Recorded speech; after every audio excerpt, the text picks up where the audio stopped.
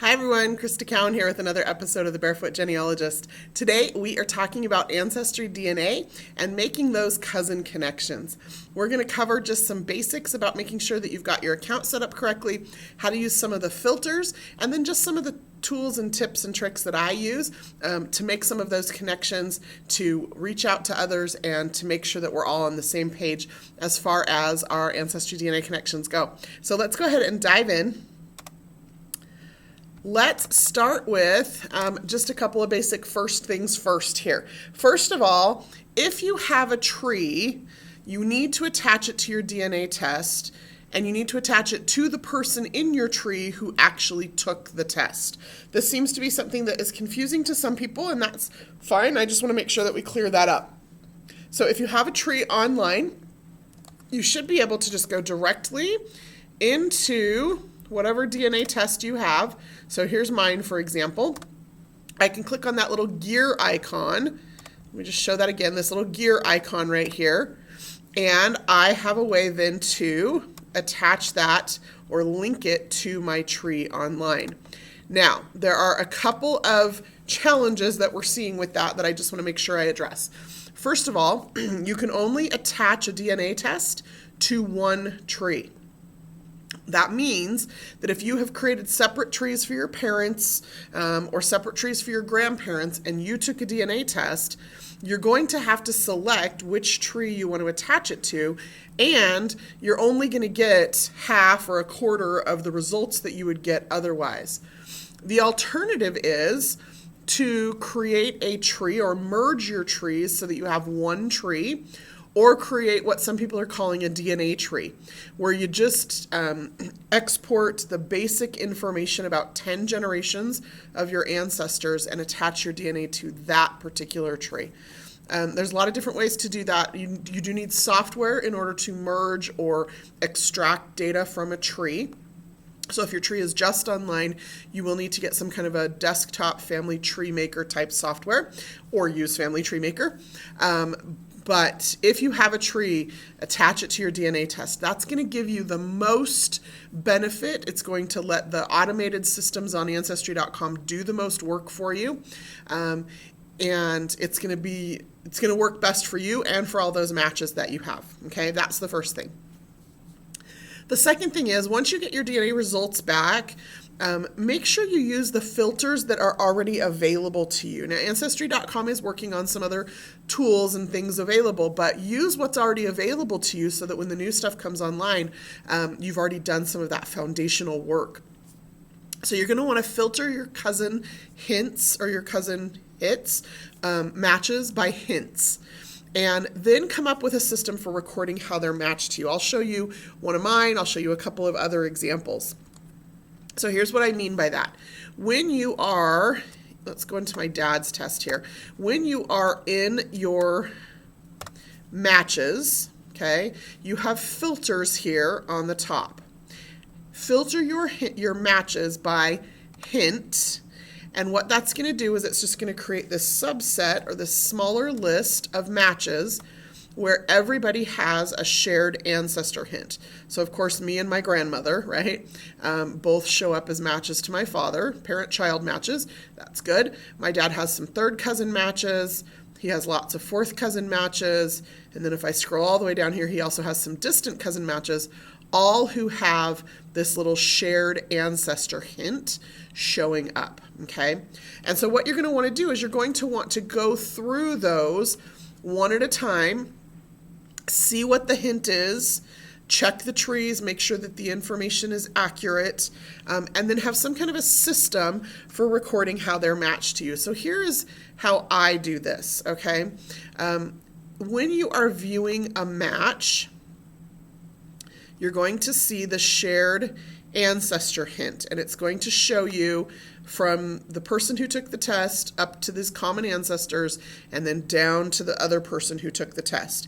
And these two people are the two people that are showing up as related who took the DNA test. Okay, that's how that works. Now, if I scroll back up here, you're going to see what I've done.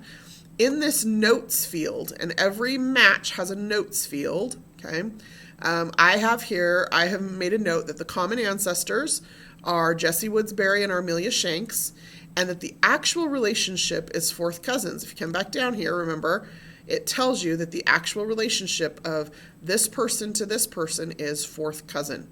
Okay, and so I've put in that that's what the actual relationship is, because the predicted relationship in this case was distant cousins in the 5th to 8th cousin range. And I want to know the difference between the prediction and the actual, because that might be useful in helping me understand where my father inherited more or less DNA from different sides of his family. Okay, so if he's got a bunch of fourth cousins showing up, that are actually 6th or 7th cousins, I want to know that. Likewise, if he has a bunch of 5th and 6th cousins that are showing up as 3rd and 4th cousins, I want to know that. So I want to see how the actual compares to the predicted.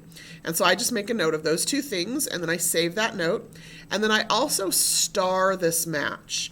And I do that for a couple of reasons. One is because a star is one of the filters that allows me to quickly pull up a list of matches, or a list of people that I've designated. But also because if either one of us changes anything in our trees, that shared ancestor hint could go away. Because, what if I discovered that this couple really wasn't my ancestors, and then the shared ancestor hint would go away when I changed my tree. And then I would want to be able to find this match again so that I could see what other places we might be related, since this might not be the place. Okay, so I star everything after I've made a note, just so that I can quickly filter back to that particular list. And that's one of the ways that I choose to do it. That's how I keep track of things online, is I make a note. So then you can scroll down here. You can see that on every one of these, I have a note, and I don't have to click through to the match now to view the note. I can just hover over this, and it will tell me exactly who the common ancestors are and what that actual relationship is, because I've made that note. Okay? And then again, there's those stars. That's important. Scroll back up here. Let me show you one other place where I record some information, and that's in Family Tree Maker. So one of the things that I have done in Family Tree Maker is I have actually, there's a custom field here that I have created for a DNA connection. And so anytime I have a common ancestor in my tree, I will go ahead and put that phrase, common ancestor, right here in this custom DNA field. And then what you're going to see here is on every one of the children for whom that match comes, I put the word DNA connection. Okay, so what this is doing for me is it's helping me start to see if I have multiple connections to this couple or just one. It's helping me start to triangulate some of my matches. And so I can go through very quickly through the children of this couple, and I can see that I have got, it looks like 4 out of the 13 children in this family, I have DNA connections with, okay, through their descendants. And so George and Jane are the common ancestors, but 4 of the children of George and Jane, I have made DNA connections through their descendants. And I actually do that all the way down. So if I clicked here, and then I could go through Thomas's children, and you'll see I've got a DNA connection here. I can go all the way down through that line to find the living DNA match.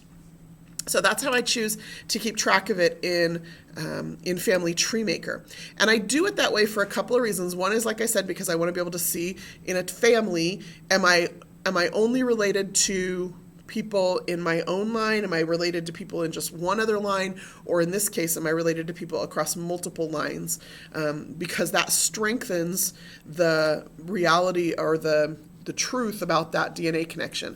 I know I'm connected genetically to all of these matches, but the way in which I'm connected is just hinted at based on these tree connections. And so this strengthens the fact that there are multiple children in this family, strengthens the fact that this is an actual DNA connection to George and Jane, not just to those living people. The other reason I do it that way is because I want to be able to quickly filter down to groups of people who who I have made those DNA connections with. So I have this whole, huge database, 63,000 people. I do lots of descendancy research. As you can see, I have all 13 children listed of this couple, for example, not just my ancestor. And so I can click on this filter, and I can come in here and I can say, I want to filter in anybody. The filters take a little while the bigger your database is, so we'll just give it a second here. But I want to filter in anybody where that DNA fact, come over here, DNA connection is not blank, which means it has something in the field. And I can click OK, and it's going to go check all 63,000 people in my database, and it's going to return this list of 626 people for whom I have something in that DNA field. And so I can just quickly click through those and see what those connections are, that they're actual connections to other people that I have made in the tree through the DNA. So it's a way to quickly filter my list and see who's there and who's not there. There are other ways to do this. So there's no right or wrong way to have a system for recording how people are matched to you. Just come up with a system that works for you. Some people use spreadsheets. If you read the Ancestry.com blog, yesterday Anna posted one of the things that she does. So she has this fan chart, and you can just Google blank fan chart and create something very similar for yourself, where she has, every time she has a shared ancestor hint, she has highlighted that person and then highlighted their children all the way down to herself. So what she starts to see emerge is this view of how many people she's connected to. And you'll see on some of these lines she has multiple hints that she has noted. She explains in the blog post about how these are color-coded. If I remember correctly, it says right here, the green are the hints that she got. The purple are the hints from her mom that she didn't get, and the blue are the hints from her dad that she didn't get. So remember, if you test parents or grandparents or aunts and uncles, their DNA is going to be closer to the source than yours is. That's a silly way to word it. But the idea is that you only get half your DNA from your mother and half your DNA from your father. And so they're obviously going to have their whole DNA. And so they're going to have things that you don't, which means they're going to make connections with people that you won't. So you always want to test that oldest living generation first, where possible. So in my case, I tested both of my parents, and then now I have also tested my paternal grandmother. Now, I don't have any other living grandparents, and so I'm going to have to start looking for other family members to be tested. So on my mom's side of the family, one of her first cousins has already been tested. I'm also hoping to test my mom's sister, because my mom and her sister each inherited 50% of their DNA from their parents, but they didn't get the exact same 50% from each parent. So my aunt very likely will have matches that my mother does not have. They'll overlap quite a bit, but they will also have unique matches. And those are just as important, because my aunt inherited her DNA from my grandparents. And so even though she's my aunt, her genetic matches are important to my family history. I hope that makes sense. Anyway, so this is how Anna has chosen to keep track of this. I tried this method for a little while, and it works. You can very quickly see where you've got big holes, which says either that the people that match you on these lines have not been tested yet, and so you just want to hold out for more tests or more matches, or maybe you need to find a cousin from this particular line that you can have tested, just to prove or strengthen that genetic connection, to help you understand that it really exists. Okay, so lots of different ways to keep track, but those are just some of the ways that some of us here at Ancestry.com are keeping track of our matches. Through the notes feature on the DNA test itself, through a custom field in Family Tree Maker, or through some, just paper-based or computer-based graphics that you can create in order to visually show you where those connections are. Now, the next step is going to be contact your matches. On every single match here, let me come back over here to my matches. On every single match, when you go to review the match, there is a giant send message button. Use it, okay? Here's the thing. It doesn't matter if you can tell how they're related or not. It doesn't matter if you can't tell how they're related or not. Communication is going to be one of your best resources for getting information. And so don't be afraid to communicate with each other.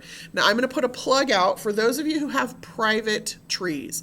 That is absolutely your right to do so. However, you took the DNA test, and I hope that means that you want to participate in this community. And so I just want to put a plea out to you to be mindful of something.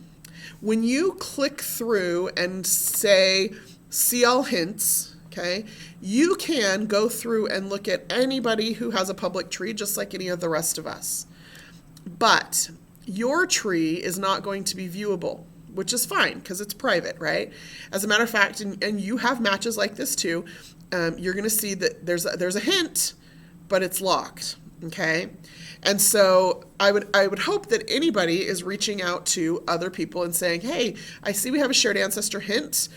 You'll see I've communicated with this person a couple of times here. And now I know what the common relationship is. So you can say, you know what, I see we have a hint. I see that your tree is private, and that's fine. I just would like to know if you could share with me who that common ancestor is. And so, anybody can communicate with anybody, and I hope that you are. However, for those of you who have private trees, if you're viewing a match, just send them a quick message.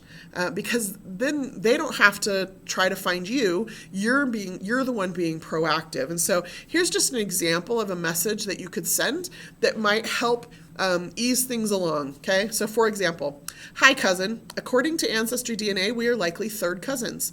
The tree hint shows that our common ancestors are John Smith and Mary Williams. My ancestor is their son George. So what you've done now is you've just given your match the same information that you can already see that they can't, okay? I don't know a lot about the other children of this couple. I would love to learn more. I also have some information I'd be happy to share. I look forward to hearing from you.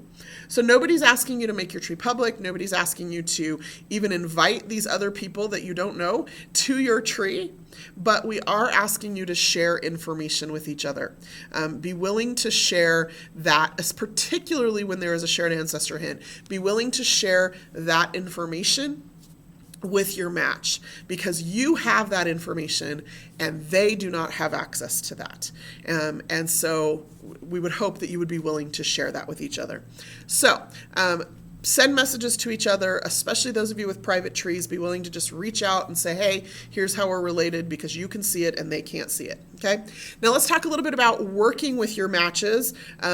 Just some, that's the easy part, looking at the hints, making some notations, right? But then once you've gone through all your hints, it gets a little bit trickier. And so let me just walk you through the process that I use.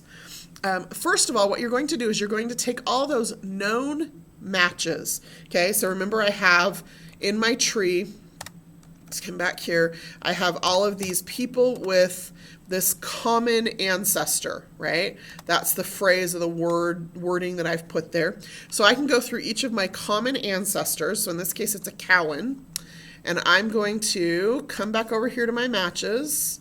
I'm going to uncheck this filter. Okay, so now I'm looking at my full list of 134 pages of matches, okay? And at 50 a page, that's a lot of matches.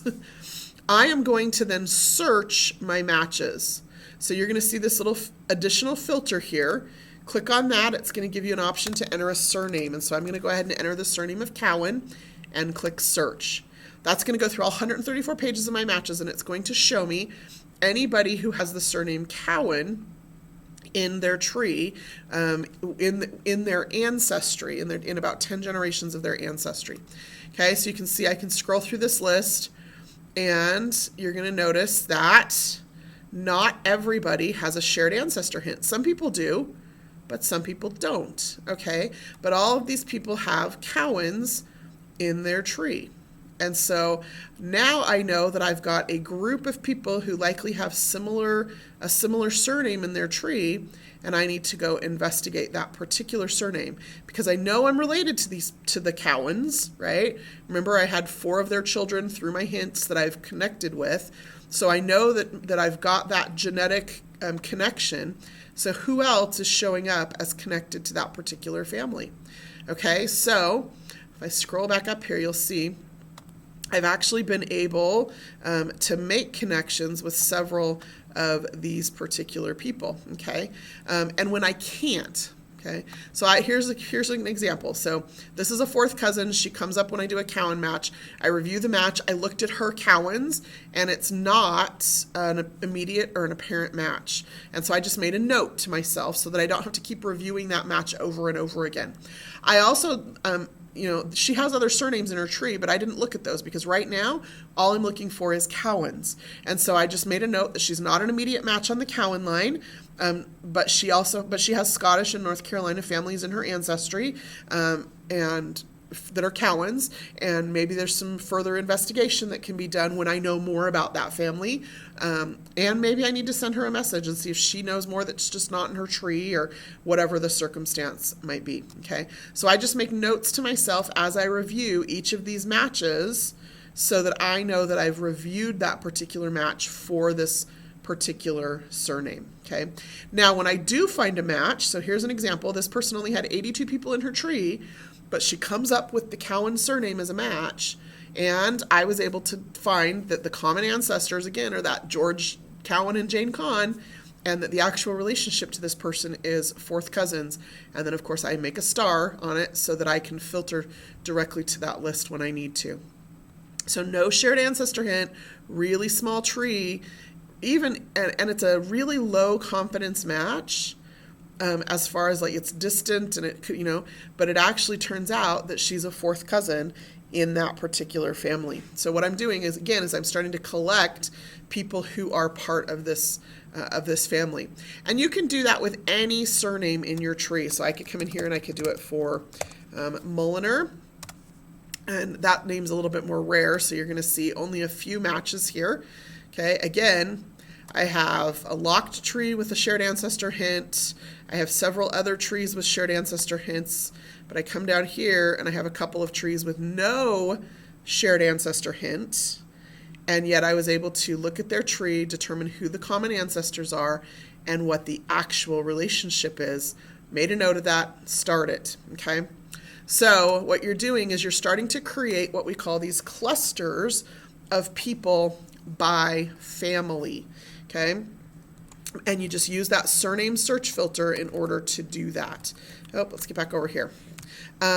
Then what you want to do next is communicate with your other matches to start to triangulate those connections with them. So let me just show you an example of one of the things that I've done. I use spreadsheets, okay?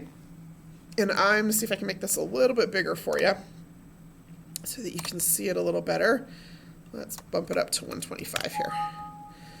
Let's try doing it correctly. There we go. Okay, so here's what I've done. So here's the surname, for example, and I have gone through and I have discovered that I am related to all of these users. I put in their usernames on this particular line. And so I've got a section for third cousins, fourth cousins, fifth cousins, and more distant cousins. Okay, and I've done that with this particular set of surnames on one side of my family, of my ancestry. And you'll see that some people match me on both surnames. Well, in this case, it's because Willis and Lot were a married couple. And so she matches me at that couple, right? And so that's why she shows up on both of those lists. So I've made this this table or this chart here on these matches. And so then the next step is I need to contact this person, this user, send her a message and say, I have these, 8, 10 other usernames that show up as matches for me on the berry line. Do you also have any of these users on that line? And so as we start communicating with each other and getting responses, I can come in here and say, you know what, she has these 6 users on her list, and so do I. She doesn't have these other 4 users, but she has these 3 new users that I don't have. And so you start to get lists of matches that you can triangulate to help prove out specific families. Now, in just a minute, I'll explain to you one more use that I have for this particular chart, but that's how I've started to triangulate matches with some of my connections. I go through and I create a list of users who match me on a specific family or surname, and then I send a message out to some of the other users in my tree to see if they also match with those cousins, okay? And then the last tip here that I have for you before I share with you my closing story is just respond to the messages that are sent to you, especially to those that have no trees. One of the things that we're discovering is that a lot of people are using AncestryDNA in an attempt to either A, locate biological family that, like their adoptees looking for biological families, or they're aware of an adoption somewhere in their ancestry, a parent, a grandparent, and so their trees may look like they have no tree, or their tree may be very small. And some of those people are the most eager to work with us, and we hold all the information that's going to help them make those connections. So respond to each other, but be particularly sensitive to those that have no trees. When they send you messages, be willing to work with them. You're going to see your messages right up here at the top of Ancestry.com. You've got this little envelope. When you have a message, there will usually be like a little number 1 or number 2. Anytime, though, you can click on that and you can see here when that last message was recorded, which actually brings me to just a little anecdotal story about a project that I've been working on with AncestryDNA. So about a year and a half ago, maybe even 2 years ago now, I was contacted by a woman whose husband is adopted, and they are looking for his biological family. They know nothing. They know no names. They know no identifying information, or at least they didn't at the time, at all about either of his biological parents. And so he took the DNA test. And my father, who had also taken the DNA test at that time, came up as a fourth cousin match. Now, fourth cousin match, if it's a true fourth cousin, means you likely have common third great grandparents. So great grandparents, okay? And I happen to know all of my father's third great grandparents. I know who all of them are. And so I went through that list and I sent them just a list of names. Here are all of my father's third great grandparents. If you see any of these, like a list like this, Barry, Shanks, Willis, Lott, whatever, right? So, I sent them that list and I said, if you have any of these people in your tree, or any of these people, if any of your matches have any of these people in their trees, then, we might be onto something. And they actually came to a genealogy conference and met me in person. I was thrilled with that. And we've been corresponding back and forth for quite a while. Well, a while later, I took the DNA test, and her husband came up as a fourth cousin match to me as well. And then just recently, my grandmother took the DNA test, and she came up as a match. So what that tells me now is that it is very likely that this gentleman is related to my father on his mother's side of the family. Okay, so that cut that list of third great grandparents in half, because I could just remove everybody from my grandfather's side of the family and we could just focus on my grandmother's side of the family. And so after I had created this chart here, this is my grandmother's side of the family, I just went through and pulled out her surnames, and here they are in this spreadsheet across the top. And of course, I already had all these usernames here. And so I sent this to this couple so that they could look through their matches to see if there were any connections. And they came back just this last week and told me that this user and this user both show up on their list. So none of the others do. They don't have matches to anybody else on this list but these two users. And we've been able to determine that they match this user actually because she's connected to them on another line, and we've identified what that is. But they match this user through this couple, through this family right here. And so I am now looking at all of the descendants of this couple to see if there are some additional people we can get tested or some additional people that we can just contact to see if that will lead us closer to who his biological parents are. So it's really exciting for me to be able to share all of this work that I've done and all of the collaboration efforts that I've made with all of these other cousins and the connections and all of this to help somebody who has none of that, who has none of that information because he's searching for his biological family. And so lots of ways that we can help others, help each other. And it doesn't matter whether your tree has no people in it or whether your tree has 63,000 people in it. We all need a little bit of help in our family history.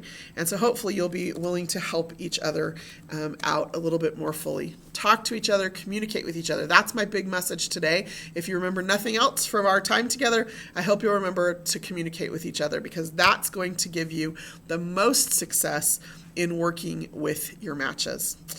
Lots and lots of really cool things happening in the world of DNA, lots of neat tools that are being developed so that we can do even more with our matches, but there is a lot that we can do right now to make some of those cousin connections and to make sure that we're on the right track and climbing our own family trees. Until next time, this is Crista Cowan. Have fun climbing your family tree.